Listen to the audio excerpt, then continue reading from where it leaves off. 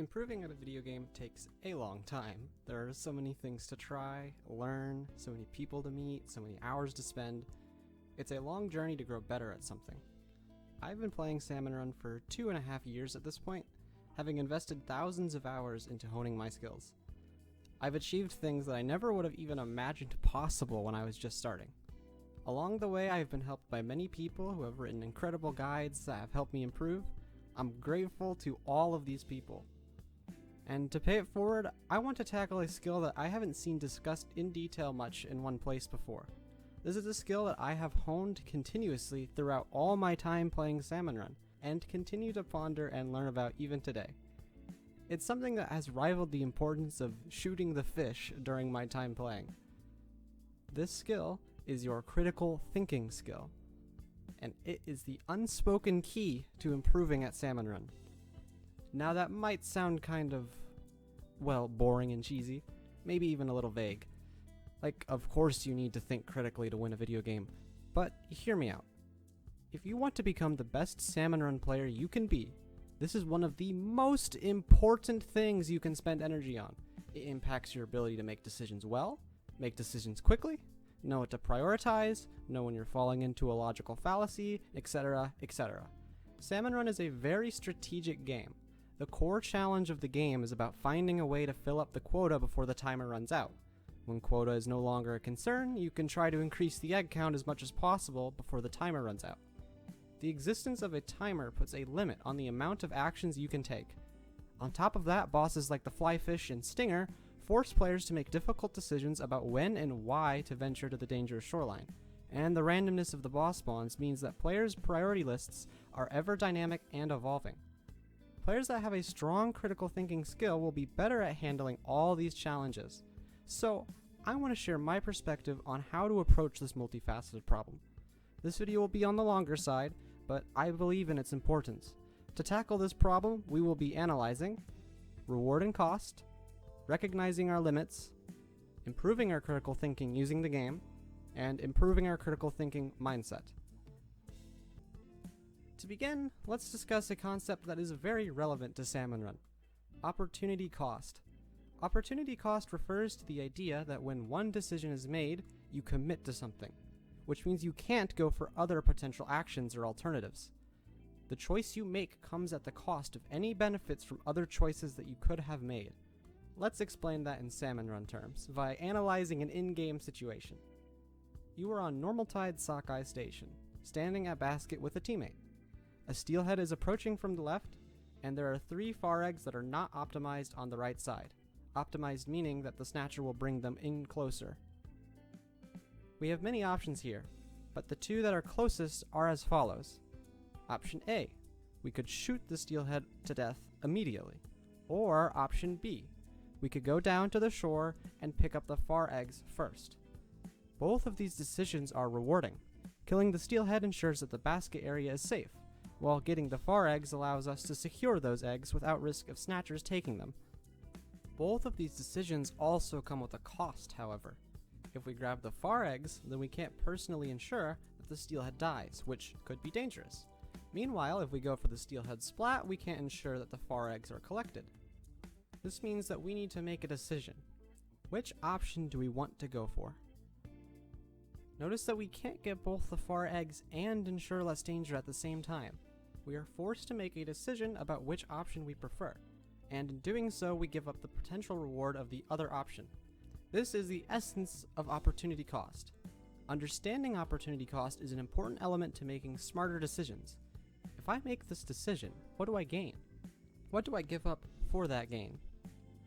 Now that we have gone over opportunity cost, let's take a deeper look at how to perform this analysis process in a situation where the rewards and downsides aren't as simple, and go over how we should go about making our decision.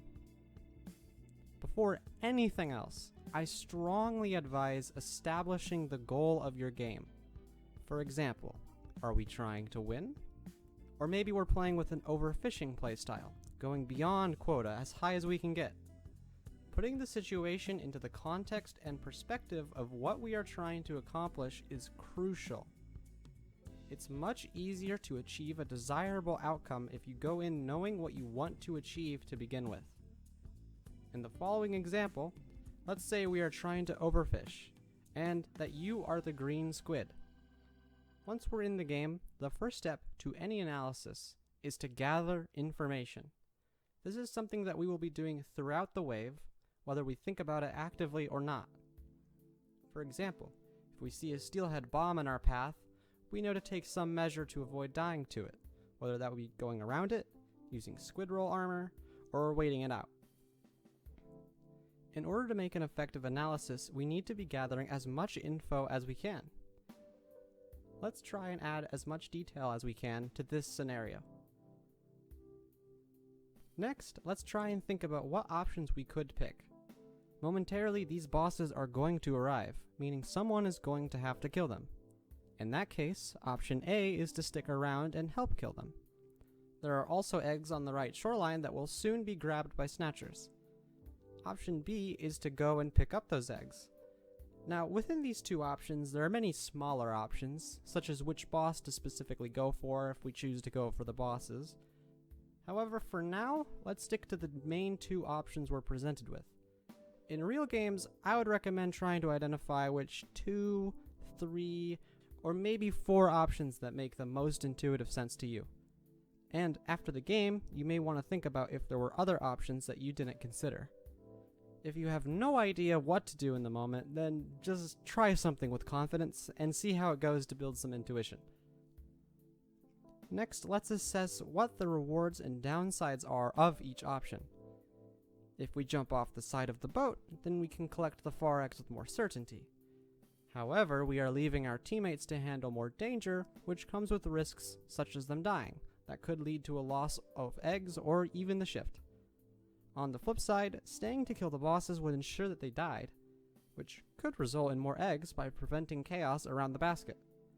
However, this comes with the downside of not being able to grab those 4 eggs immediately, which could lead to new salmonids spawning on them, which makes it harder to grab them later.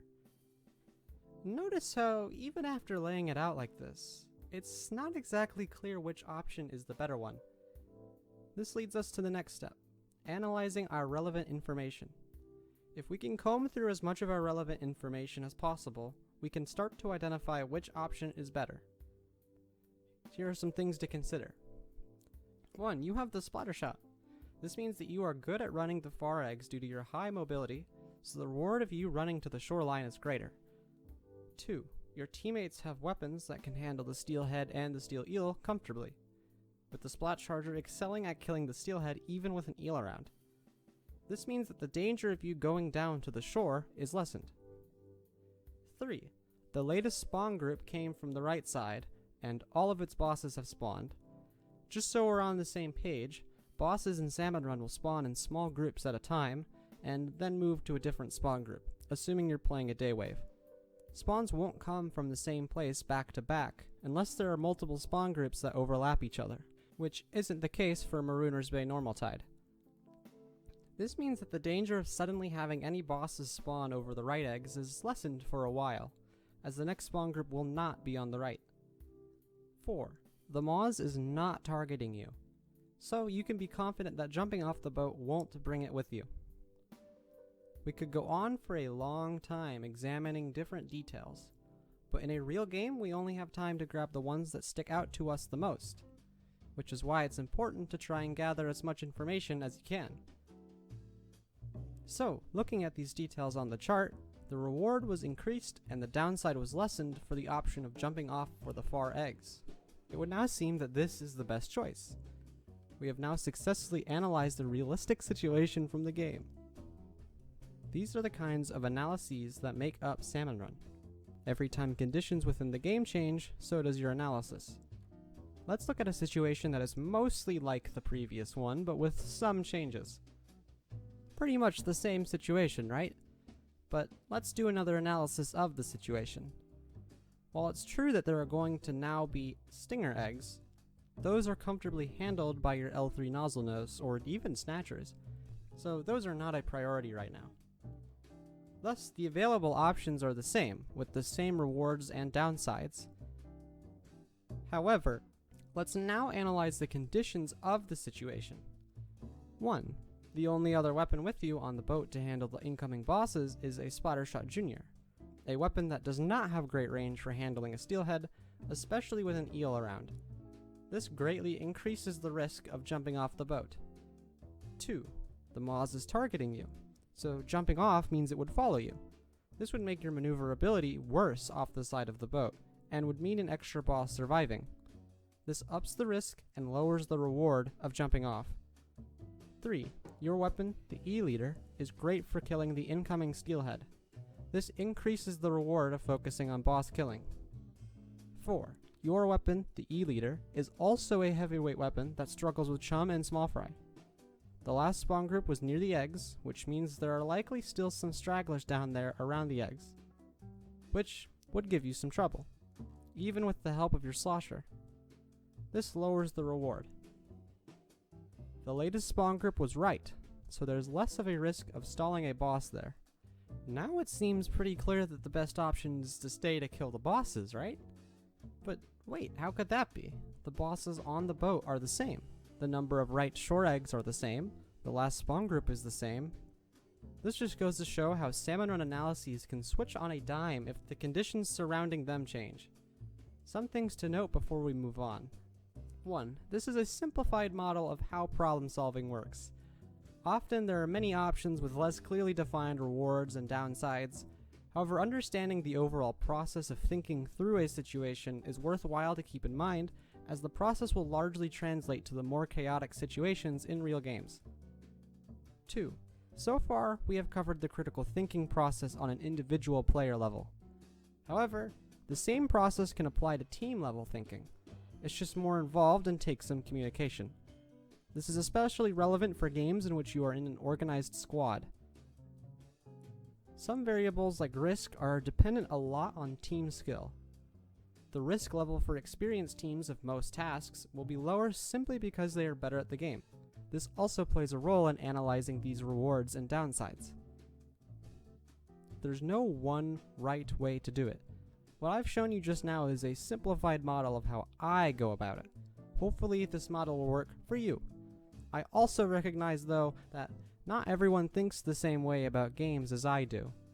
If you think that there is something you would do differently, then take some time and develop your idea. What's most important is that we actively think about how we go about our critical thinking and what works for us. Also, even with all of our effort analyzing our gameplay, sometimes we will still come to moments when we are uncertain. This happens to the best of us. In such a high-paced environment as Salmon Run, hesitating to make a move, whether it be because of uncertainty or other reasons, can cause big problems. If you struggle with this, my advice to you is when you feel uncertain, make a move. It doesn't have to be the best thought-out move, just whatever feels right. And do it boldly. If you make a good move, then success. If you make a bad move, then you get information on why what you tried didn't work. And this information, when accrued over time, helps us make better decisions moving forward. Either way, you're going to learn something, so just make a move. If you're ready to move on, let's switch gears into the next topic on the chopping block for today: recognizing our limits. Now that we understand the process of analyzing a situation, we need to discuss an important element of our critical thinking: the limitations it and our analyses have. The analysis model from above is awesome, but one big limitation that it has is that we can only think about our decisions to that degree so much within the span of a game. And so, naturally, we have to do something about that. Another way that we can apply our critical thinking is to make mental shortcuts, so doing the rest is as easy as possible. Mental shortcuts are like prepackaged meals. We assemble them ahead of time, so when the time comes that we need them, we are much more efficient. When I was a new player, I was learning a lot of information on how to defeat bosses. One boss in particular, the flyfish, caused me much trouble, so I went searching around the internet learning different ways of how to kill it. From all the information I gathered, I learned 4 things. Number 1, flyfish can be killed by throwing bombs into their baskets. Number 2, flyfish can be killed by certain special weapons. Number 3, flyfish can be killed by certain non-special weapons, like loaned egg cannons, some Grizzco weapons, the Explosher, and the Cohawk charge cannons. And number 4, flyfish can be killed by salmonid on salmonid damage. So after learning these, I noticed a pattern. Across multiple different accounts, guides, and my own gameplay, these were the only 4 methods that I found. So my brain said, well, alright, clearly if I want to kill a flyfish, I should kill it with one of these methods. And going forward, I would refer to this nice mental shortcut every time I needed to kill a flyfish. This was useful. It helped me take out flyfish without having to use mental resources thinking too hard about it. However, there was a problem. You see, these actually aren't the only ways to kill flyfish. I learned later, for example, that causing a bomb to explode above and close to the open part of the flyfish launchers would also cause them to explode. So, while mental shortcuts are great, this one in particular actually exposes a second limitation with our critical thinking. What is that limitation? Well, the process I used to come to this conclusion about how flyfish work, where I noticed patterns and drew a conclusion that explained all the known facts I had, is called inductive reasoning. This type of reasoning is extremely common, both in-game and in life. For example, I'm confident that the sun will rise tomorrow because, well, it's never not risen in my lifetime, so the pattern says that will continue. However, it comes with a massive flaw. In order to be certainly reliable, it requires us to know every relevant fact. Patterns only go as far as we know about them, and at any point a new fact could arise that will break the pattern. And it's not at all reasonable to know every relevant fact most of the time. Now, we don't always use inductive reasoning, but it has a tendency to even pop up when we aren't trying to use it. For example, I once came to the conclusion that Booyah Bomb can't kill drizzlers from full health, because the damage that Booyah Bomb deals to one Daywave Boss Salmonid is less than the max health points of a drizzler. This is a non-inductive statement, but induction actually still caused it to not be 100% reliable. Can you guess how? Well, it's because part of the logic here is that Booyah Bomb deals the same amount of damage to every boss Salmonid on Daywaves. How did I come to this conclusion? Well, in all my research and testing, I had never seen Booyah Bomb not do consistent damage, so that's induction. We might be inclined to try and eliminate induction from our reasoning process, but remember, we need mental shortcuts to allow our critical thinking processes on important decisions to be ready to go and not overburdened. And induction is largely needed to make these shortcuts. So, trying to avoid inductive reasoning entirely is essentially off the table. And yet it's also not completely reliable. This kinda sucks, but let's not let perfection be the enemy of good here. While it's not completely reliable, it is reliable enough to be useful. Science is also held in the grip of inductive reasoning, which is a major reason why even our best theories get thrown out from time to time. Because new relevant facts have exposed errors in them that can't be ignored, and so newer theories take their place. Have these hiccups stopped science from providing us with a much more advanced understanding of our world? Of course not. Just because inductive reasoning can't give us certainty most of the time, it can give us some level of confidence in a claim. So, our critical thinking is, to a degree, inherently limited. However, this isn't meant to discourage anyone. By recognizing this fact, we can adjust to accommodate it, and make ourselves more successful. Here's a short list of what we can do to adjust to support our situation analyses and mental shortcuts. Number 1, keep an open mind. Remain ready to consider new information or ideas, even if you initially think they're not going to be helpful, or they conflict with your current ideas, as we can't typically be certain our ideas are correct. 2, be extra suspicious of absolutes. Absolute statements such as always do X hinge on certainty, which is quite a rare thing to actually have. I tend to avoid stating these unless I see a very compelling reason to. Keen viewers may have noticed earlier that my updated flyfish killing graphic changed from all ways to kill flyfish in the first rendition to known ways to kill flyfish. Framing my thoughts in this way helps me stay aware that the graphic could be missing something. 3. Scrutinize your held ideas. Every once in a while, checking in on or asking yourself, why do I think this, about ideas you have, can help you keep them up to par and notice when new information has exposed a problem with them. Remember, we are not perfect beings, and will never be. Let's now go into some ways that we can make our critical thinking more effective by using the game. Like we discussed with mental shortcuts, we want to try to free up as much mental bandwidth as we can for our critical thinking. This means freeing up as much of our brain as we can to do the tough thinking, while smaller bits become more automatic. Let's review some ways we can accomplish this task. Keep in mind that it's best to work on 1 to 2 improvements at a time. Trying to learn too many strategies at once can overwhelm us. Switch things up and improve at your own pace. The first one, improving mechanical skills. Mechanical skill is about how well you can execute inputs with your controller to take actions in the game.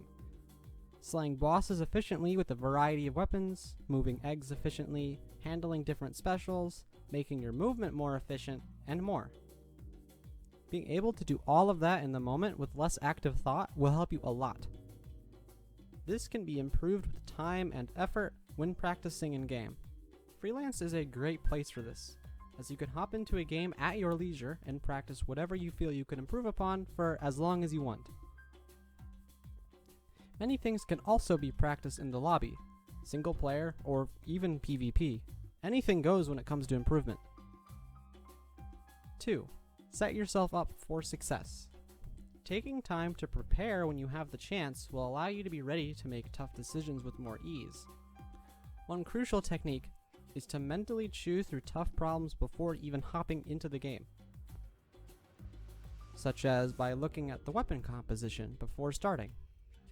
Ask yourself, what are these weapons good at? What are they not so good at? What will I need to prioritize more or less than usual? What map are we playing on? And so on.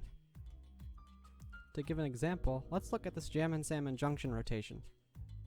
The first thing that jumps out to me is that the only weapon with the ability to hit multiple salmonids at the same time is the tent umbrella. Because it is a heavyweight and has high ink consumption, we know that means lesser salmonids like chum and cohocs are going to need more focus than usual. I also see that 3 of the 4 weapons are great at handling fish sticks, so those will require less attention than usual. We have a good mix of mobility here other than the tent umbrella, which is good for going to the shoreline and back for bosses like flyfish and stingers. We could go on and on with this, but I think you get the idea. Another aspect of setting yourself up for success is using the time between waves to think about how the previous wave or game went, and how it could go better next time. However, be careful not to become too invested in this train of thought if a new wave is starting. If you still want to think over it more, hang on to the thought for later. Another helpful thing to do before waves is to start painting the map as much as we can while still getting back to a nice position when the wave starts. This way, we open up new options for later, or make existing options more efficient. If it's a random weapon rotation, taking this time to evaluate the composition as well is also a good use of the time. If you're in a wave but not actively doing something, maybe because you're waiting for a boss to get closer, then try and find something productive to do, even if it's as small as painting your area quickly or handling some lessers from afar. 3. Keep up to date with new information, new techniques, and new strategies. Within games, try and find more information by looking around a lot when you have the chance, such as when refilling ink, and look for clues that might hint to more information. For example, if we see our Splushio-matic suddenly dart from the basket to the shoreline on the other side of the map, we can probably assume that there are likely bosses over there that they want to go and handle. Outside of games, there is a sea of resources out there that can help teach you new information about Salmon Run, which will help you in your critical thinking process. This can include weapon tech, egg throwing tech, map strategies, boss mechanics, etc., which will further inform your decision making. If you are looking for where to find resources on this topic, I recommend the Salmon Run server on Discord for general strategy, the Overfishing server on Discord for more advanced strategies, Rachel Ski's YouTube channel, which has some great guides available, and watching other people play and analyzing how they use different weapons. On YouTube, going to a channel and clicking on the live button can allow you to see past live streams. Some of my personal favorites include Leo, Ganji, and Azu. Another huge way we can improve our critical thinking is by considering our mindset and approach to the game. One way to do this is to focus on things in the game we can control. Sometimes, not everything with an impact in the game is going to be in our direct control, whether it's due to poor RNG, a teammate making a critical error, or some other reason. We cannot always control how our environment acts towards us, but we can control how we respond to it. For example, if you get difficult random boss spawns, we can still consider how we could have handled the situation better for next time. The more we focus on what isn't in our control, the more we are going to become frustrated with the fact that it doesn't feel like we can do anything. A highly important example of this is the past. We can't control the past, but we can control how we act now with the past in mind. Another important thing we can do is to try and notice our habits. Habits are often formed because they're useful, but they can also be formed when they aren't useful, or old ones that used to be useful have now ceased to be, such as a habit that was helpful at a lower level of gameplay that we have now advanced from. These unhelpful habits can hold our critical thinking back. I don't have a surefire way to tackle this, but I would advise sitting down and thinking about if you notice any play patterns that need addressing. Maybe ask your friends or have your gameplay reviewed. A big one for me was noticing that I have a natural tendency to go for short-term gains instead of waiting for longer-term gains. As I started to get better at the game and tactics like luring in bosses like steelheads and salmon lids became more viable of an option for me in my organized squads, this habit started to present a brick wall that was hindering my critical thinking skills from their potential. Noticing it, being honest with myself, and putting an effort to counteract this habit improved my gameplay a lot. The final point of this section is to try and get in touch with your emotions. This might not seem like something that would be relevant to a video about Salmon Run, but your emotions play a massive role in your decision making. There is no one-size-fits-all approach to this problem, and tackling it would require an entire other video, so all I will ask of you for now is to keep your emotions in mind. Try not to push down your emotions if they're getting in the way, but instead, look into methods of understanding them and coping with them better. Methods like journaling or chatting with a trusted one have helped me in the past. If you want to see more content about learning to work with your emotions and improving your mindset, I also have another video on the channel called Setting Goals that does go over these topics. Don't sleep on your emotions. When you're playing Salmon Run, there is a lot of information. Not only does the game give us tons of it, but we absorb a lot of it by watching other players, reading guides, playing ourselves, etc. It might seem natural to apply this information to the game, that how we do so is something under the hood, and that focusing on it isn't quite as important to improving at the game as learning more information and getting more experience. However, I disagree. If you are looking to improve at Salmon Run, take ample time to evaluate how you are looking at the game. How are you coming to decisions? Are they good decisions? What is getting in the way of making better decisions? If we can apply ourselves and our brains, recognizing oversimplifications of information and upgrading our processes for making decisions in the moment, then we can become the better players that we all know we can be.